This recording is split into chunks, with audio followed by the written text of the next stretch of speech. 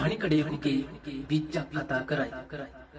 උදේ 7ට මාව කළු පාට මල්ලක් ඇතුළට දාගත්තාම ආයේ හවස 6 පමණ වෙනකන් මාව ඒ තුල හිර කරලා වද දෙන මගේම කියලා කුත්තේ මහත්තයෙක් මටත් ඉන්නවා.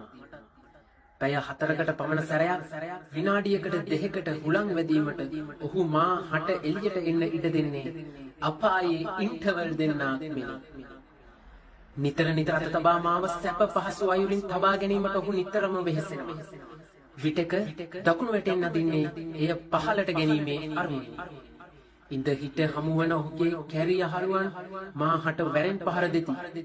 දිනක ඔය කැරි කොල්ලන් මාහට ලැබුණොත් උන්ගේ පුකවල් මම පළමි තහු කනවා. රාත්‍රී නින්දට යාමට පෙර මාගේ මහතාද මාවත් නැහැවීම මහතාගේ දිනපතා පුරුද්දකි. රාත්‍රී නින්දට සැරසී සිටින මහතාගේ තුහුල් කලිසම අතරින් වදින සුළං රොද මාගේ ගතක් ඇට දෙකක් කිලිපොලා යන තරමට සුවයක් මට දැනේ. අහෝ අපායේ ඉන්ටර්වල් ඉවරය. දැන් තමා හොඳම කෙනෙක්.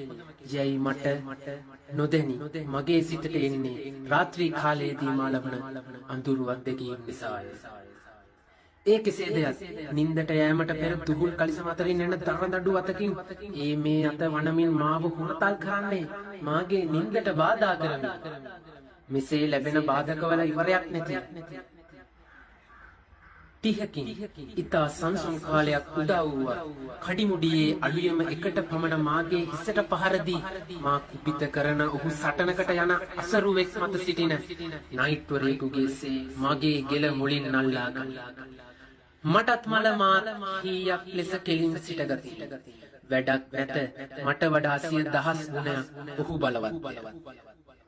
ඔහු මාව උඩ පහල කරමින් විටින් විට තම දෑතින් පහර දෙයි. අහෝ මටත් වෙහෙසය.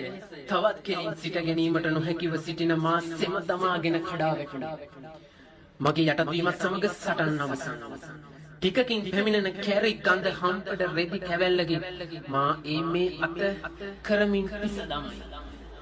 නැවතත් හැල හොල්මනක් නැති නින්දට යන මහතා දෙස බලා මොන හුත්තේ කරුමයකටද මා මේ පකයාගේ වෙලා ඉපදුනේ යයි දුක් වෙමින් මා නින්දට යමි.